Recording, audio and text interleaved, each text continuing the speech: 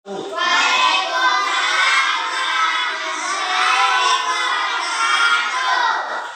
pagi anak semua. Bagaimana kabar kalian hari ini? Ya, semoga kalian semua berada dalam keadaan sehat walafiat. Baiklah anak semua, sebelum kita memulai pembelajaran kita pada hari ini, terlebih dahulu marilah kita buka dengan berdoa. Silakan ketua kelas pimpin temannya berdoa.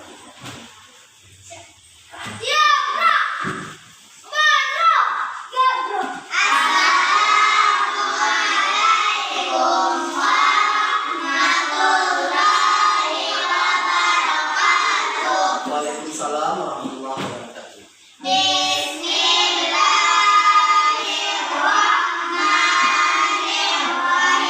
Baiklah anda semua, setelah kita berdoa tadinya, sekarang kita masuk pada pembelajaran kita yang baru. Namun sebelumnya Bapak ingin mengulang kembali pembelajaran kita pada hari kemarin. Pada tema 4 kita telah belajar tentang berbagai kegiatan di lingkungan. Nah, sekarang kita masuk pada pembelajaran kita yang baru, yaitu tentang tema 5, pahlawanku, subtema 1, perjuangan para pahlawan, pembelajaran ke-1. Nah, silakan Anda lihat tujuan pembelajaran yang ada di layar di depan kelas kita ini. Yang pertama, melalui kegiatan membaca teks tentang Raja Purnawarman, siswa mampu menyimpulkan isi teks.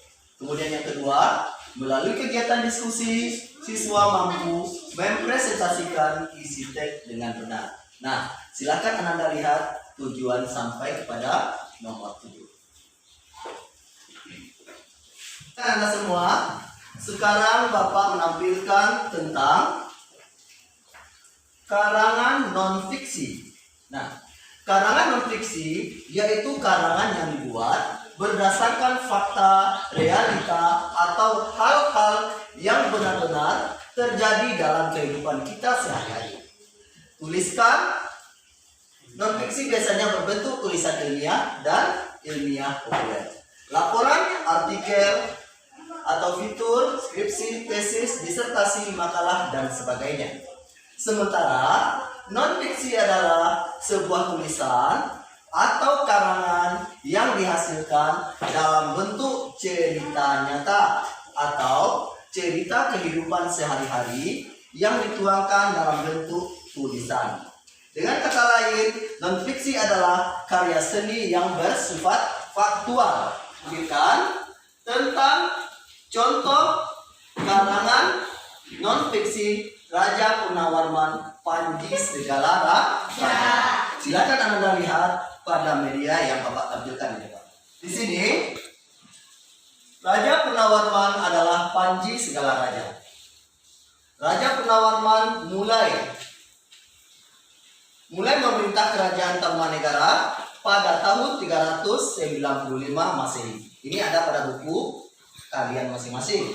Pada masa pemerintahannya, ia selalu berjuang untuk rakyatnya, membangun saluran air dan memberantas perampok.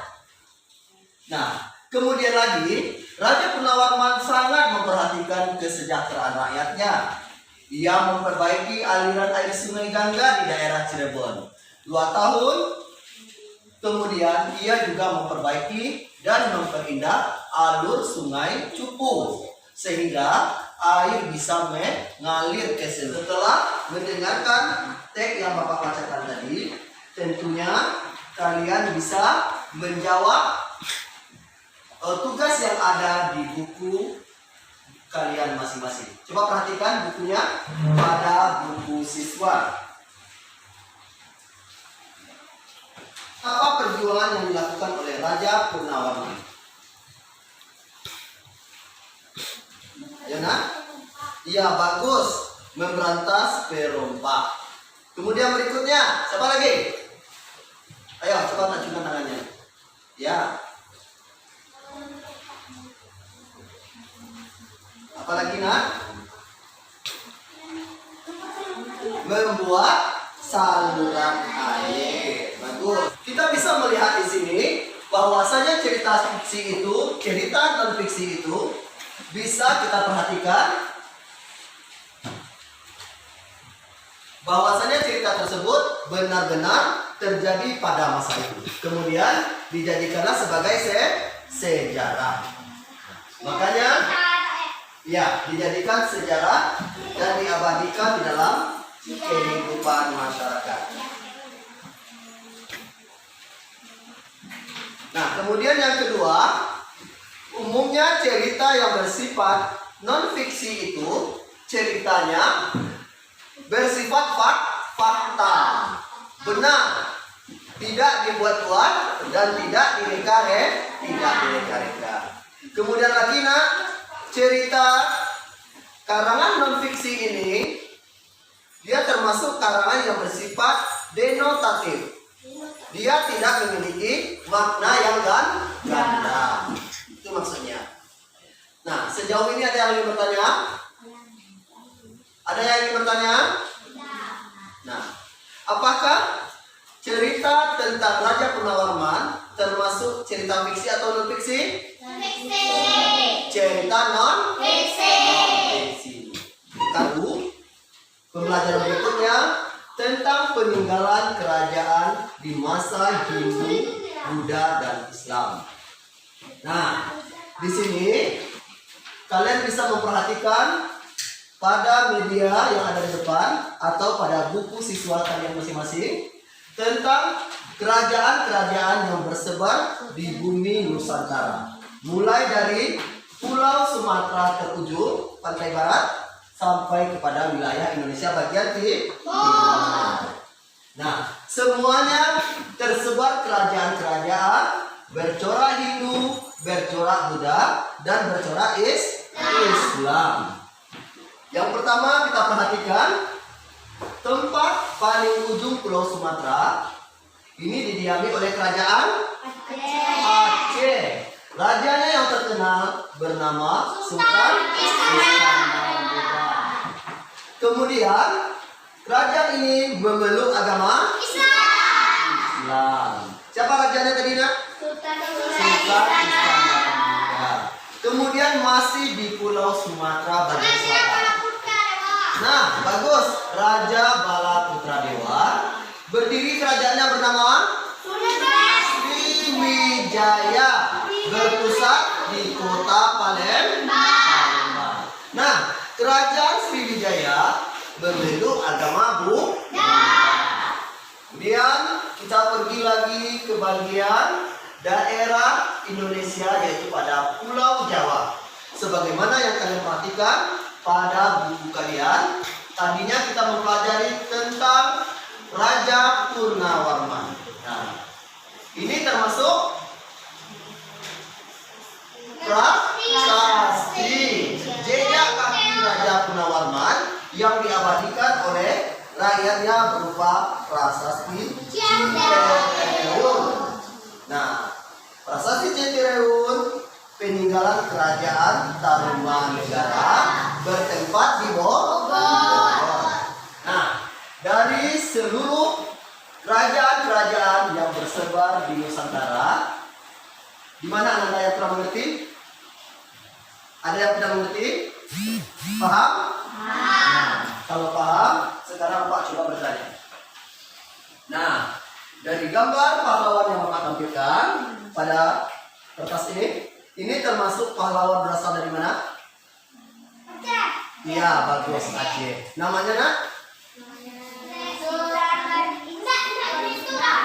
Nah, siapa? Namanya adalah Teuku Umar. Teuku Umar merupakan suami dari pahlawan wanita kita dari Aceh yang bernama Cut Nyak. Dia memiliki taktik perang gerilya, berperang pada malam hari dan juga memeluk agama Islam. Apa nilai-nilai yang dapat kita ambil dari para pahlawan-pahlawan yang telah ada yang hidup pada masa yang lalu? Apa nilai juangnya? Oke, Raja Purnawarman bagaimana? Gigih, bagus. Apa lagi? Pantang menyerah. Apa lagi nak? rela berkorban. Apalagi? Berani. Berani. Itu adalah sikap pahlawan yang harus kalian miliki. Sebagai seorang pelajar, tentunya kalian harus menanamkan dua pahlawan di dalam kehidupan kita, keluarga, masyarakat, sekolah, dan bangsa dan agama kita secara umumnya. Nah, sekarang kita masuk kepada materi berikutnya, yaitu tentang sifat-sifat cahaya. Nah, perhatikan tampilan yang ada di depan. Yang pertama, cahaya merambat lurus. Nah, cahaya merambat lurus ini dapat kita berikan contoh percobaan. Nah, coba perhatikan arah lubang. Apakah bisa menembus lurus? Nah, cahaya dapat menembus garis lurus atau cahaya merambat lurus. Berikut, kelompok berikut. Cahaya dapat dipantulkan. Cahaya dapat dipantulkan. Ayo, ya. Nah, yang kedua adalah cahaya dapat menembus benda bening. Kemudian percobaan kita yang ketiga, cahaya dapat dipantulkan. Silakan Anda lihat. Coba lihat sana, nak, kaca yang ada pada bagian pintu kita, ya. Berarti cahaya dengan dua buah cermin kita saling hadapkan, ditambah dengan sinar senter, maka cahaya dapat kita pantulkan. Gelas yang berisi air, kemudian kita taruh, kemudian kita masukkan pensil serta pensil ke dalam. Nah, pensil yang lurus kelihatannya seperti apa? Berarti cahaya dapat dibiaskan.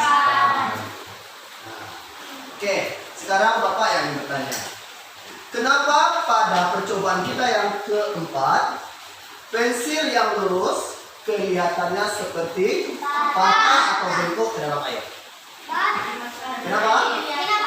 Karena ya, karena sifat cahaya itu dapat dibiaskan.